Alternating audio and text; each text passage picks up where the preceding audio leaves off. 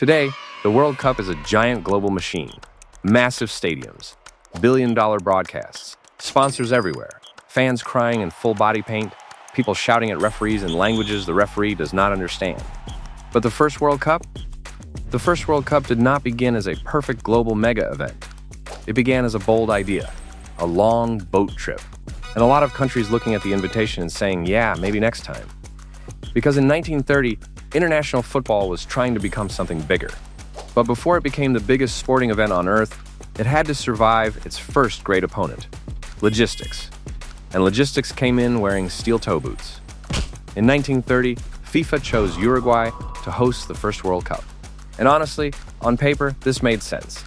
Uruguay was a football powerhouse. It had won Olympic football gold in 1924 and 1928, which, before the World Cup existed, was basically the closest thing to being world champion. Also, Uruguay was celebrating the centenary of its first constitution. So from Uruguay's point of view, the timing was perfect. Football success? Yes. National celebration? Yes. A chance to show the world Montevideo?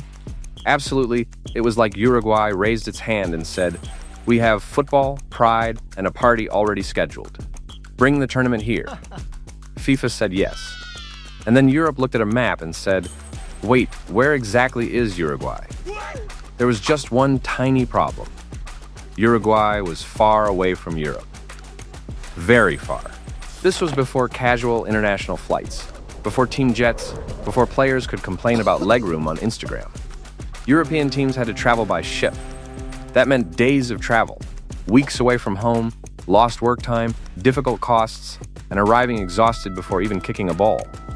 Today, a team travels with nutritionists, physios, analysts, media managers, recovery boots, and one guy whose entire job is probably vibes. In 1930, the plan was closer to, please get on this boat with your boots and optimism. We'll see you across the ocean. And shockingly, many countries said no. No. A few teams did make the journey.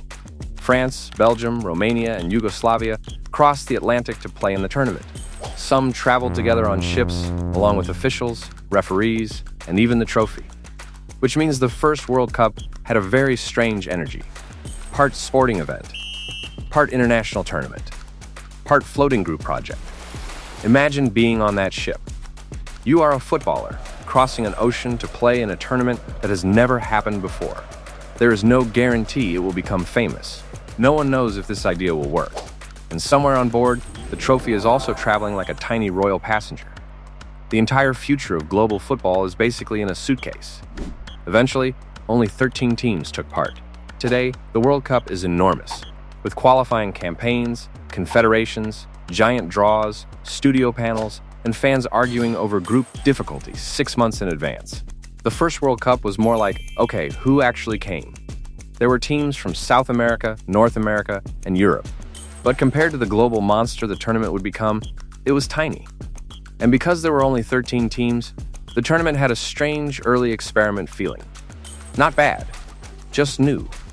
Like football had invited the world to a party, and the world replied, sounds great.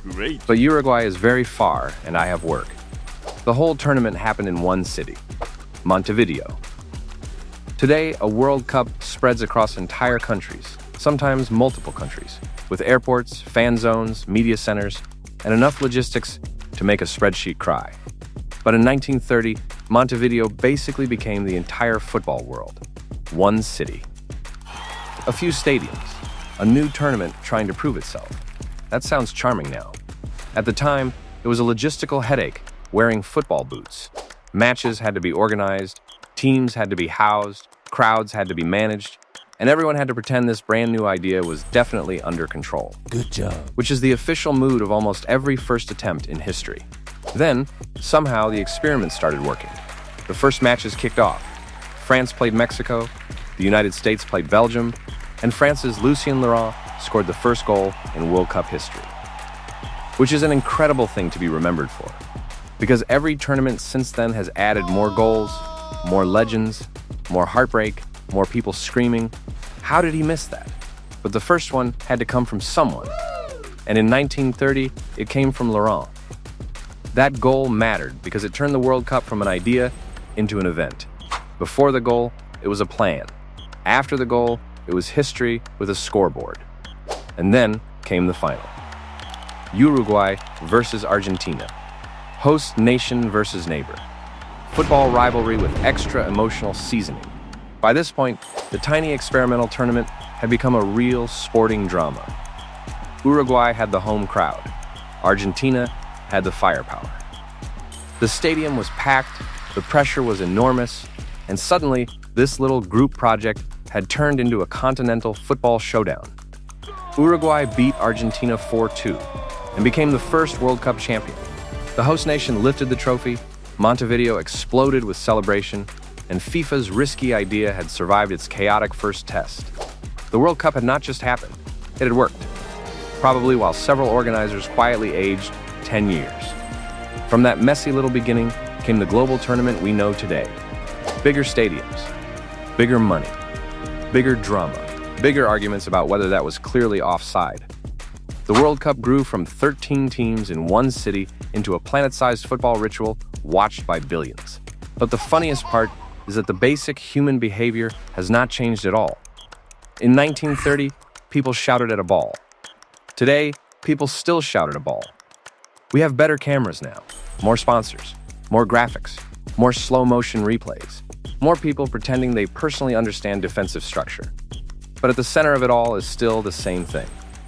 A ball, a crowd, and humans losing their minds because the ball did not do what they wanted. The first World Cup was not perfect.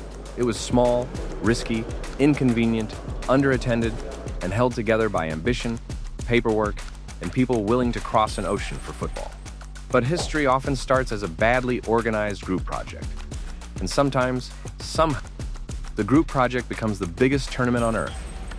Like, share, and subscribe, and remember, the biggest sporting event on the planet started with 13 teams, a boat trip, and an alarming amount of optimism.